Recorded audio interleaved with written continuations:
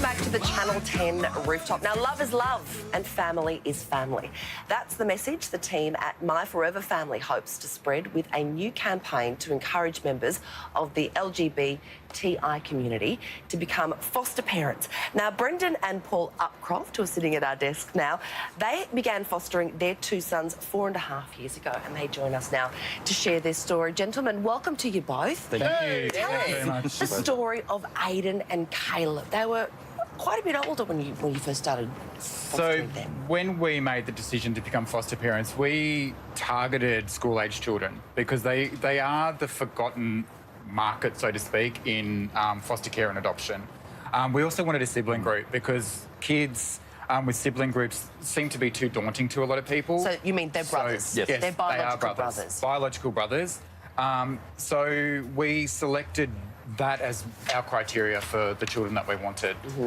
So they'd been in the system for 5 years before we've taken them on. So by the time the adoption was finalised in March last year, they've been in the system for just short of 10 years.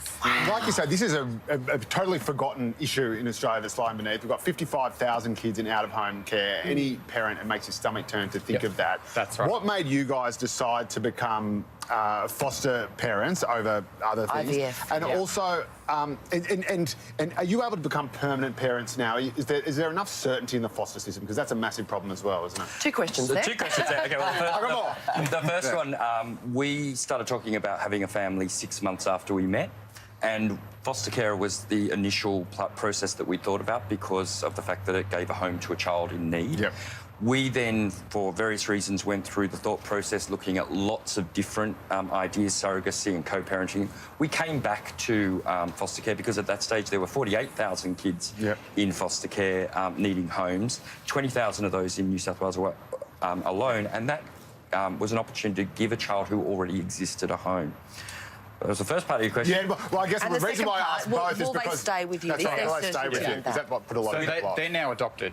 Yeah. So we have adopted. So Bernardo's, who our agency is, Foster to Adopt, that is their program. So it's not a child lingering forever in care. As I said, the boys were in care for 5 years before us. They had 10 moves before us. Yeah. So now you unfair. think Aiden was 10 when he came to us. 10 moves at 10 years of age. What adult goes through that much movement Trauma. in their life? The trauma, the disjointed connections. So it's heartbreaking to have heard our son's stories when they came to us and what they've been through. Now, you've been a couple for 10 years. You've been married since last September. Correct? Yay! I love that. Yep. Do you feel any stigma from anywhere being a rainbow family, as it were? Are those days in the past? They are in the past. There's still a portion of the community who are going to stand by that strong belief that only a male and a female can raise children. We live in rural New South Wales, and our family has been completely accepted by the school, by the community organisations. So it has changed, yes, and there are more and more rainbow families occurring in Australia every day, thanks partly to the fostering process and the fact that they've been so supportive of rainbow families. So I think that it is changing. And what about the boys? What do they think about having two dads? It's no different because their mum is still there. They see their birth mum 12 times a year, plus phone calls for birthdays and Christmas, emails.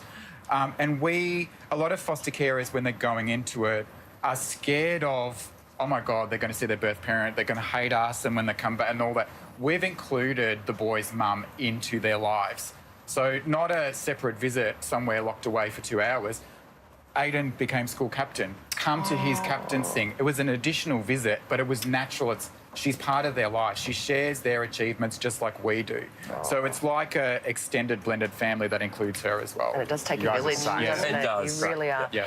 Now, for more information on how you can change the life of a child in need of love and a happy home, go to myforEverFamily.org.au. Brendan and Paul, you are adorable. Thank you. Thank you. Love to your boys. Thanks Thank you very much. Thank you so Thank much you. for joining us. Now, still to come is the so-called